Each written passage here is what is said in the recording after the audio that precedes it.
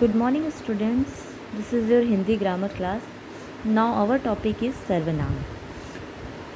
सर्वनाम. नीचे दी गई पंक्तियों को ध्यान से पढ़िए. प्रशांत की माँ ने उसे बुलाया. उन्होंने उसे सेब दिया.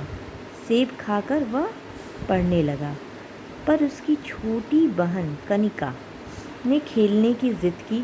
वह पढ़ाई छोड़ उनके साथ खेलने लगा. उपयुक्त अनुच्छेद में संज्ञा के स्थान पर उसे, उन्हें, वह, उसकी, उसके आदि का प्रयोग किया गया है. इन शब्दों को सर्वनाम कहते हैं. इस प्रकार संज्ञा के स्थान पर जो शब्द रूप प्रयोग में लाए जाते हैं वे क्या होते हैं? सर्वनाम होते हैं. ठीक, संज्ञा क्या होती है? संज्ञा किसी व्यक्ति, वस्तु या स्थान के नाम को संज्ञा कहते हैं. सर्वनाम उसी संज्ञा के स्थान पर जिन शब्दों को प्रयोग किया जाता है उसे क्या कहते हैं? सर्वनाम. जैसे राम, तो मैंने राम हुआ संज्ञा, तो मैंने कहा राम ने खाना खाया, तो राम संज्ञा हो गया. लेकिन उसने खाना खाया तो इसमें उसे संज्ञा हो गया, तो ये संज्ञा नहीं हुआ, ये सर्वनाम हो गया. तो संज्ञा के स्थान पर जिसे प्रयोग किया जाता है उसे क्या कहते हैं? सर्वनाम कहते हैं. सर्वनाम के 6 भेद होते हैं. आइए देखते हैं कौन कौन से. पहला पुरुषवाचक, दूसरा निश्चयवाचक, तीसरा अनिश्चयवाचक, चौथा प्रश्नवाचक, पांचवा संबंधवाचक और छठा निजवाचक. पुरुषवाचक. पहला है पुरुषवाचक सर्वनाम. जो बात कहता है, जो सुनता है और जिसके बारे में बात कह जा रही हो, जो उपस्थित नहीं है, इन तीनों के लिए जिन शब्दों का प्रयोग किया जाता है उसे क्या कहते हैं? पुरुषवाचक सर्वनाम. इसी आधार पर इसके 3 भेद हैं. उत्तम पुरुषवाचक सर्वनाम पहला है. जो 3 भेद हैं उनमें पहला है उत्तम पुरुषवाचक सर्वनाम. जो बात कहता है, जैसे मेरा, हम, हमारा, हमें, उत्तम पुरुष. मैं घर जा रहा हूँ, इसका उदाहरण देखिए.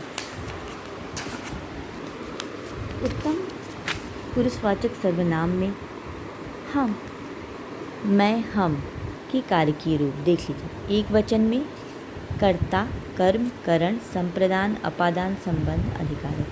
एक वचन मैं के उदाहरण दिया गया है कि मैं या मैंने, मुझे या मुझसे, मुझसे या मेरे द्वारा, मुझको या मेरे लिए, मुझसे. अपादान मेरा, मेरी, मेरे. संबंध और मुझ में या मुझ पर. अधिकरणवाचक. ठीक, ऐसे बहुवचन में क्या हो जाता है?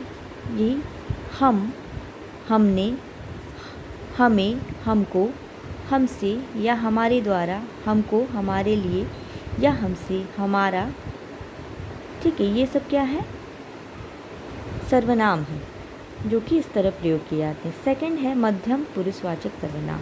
जो बात को सुनता है, जैसे तू, तुम, तेरा, आप, आपको. मध्यम कहते हैं.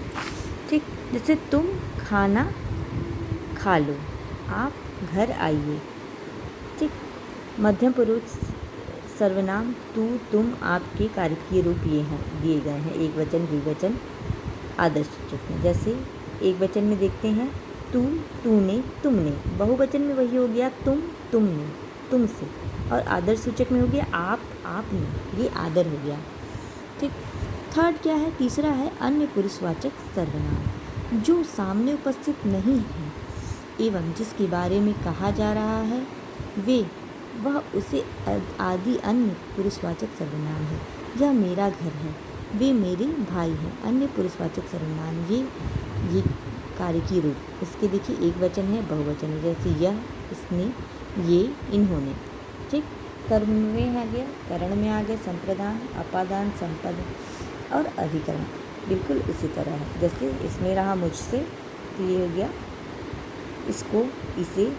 ठीक, अब हम आते हैं सर्वनाम के दूसरे भेद पे, जो है निश्चयवाचक सर्वनाम.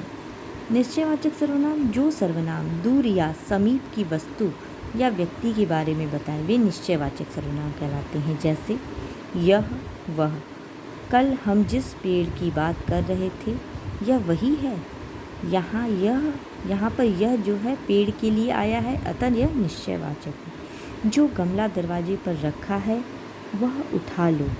यहाँ वह गमले के विषय में कहा गया है. ठीक है, वह किसको कहा गया है?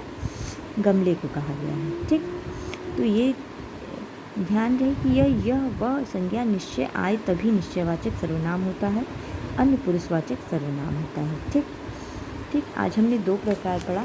पहला क्या है? पुरुषवाचक सर्वनाम और दूसरा निश्चयवाचक सर्वनाम।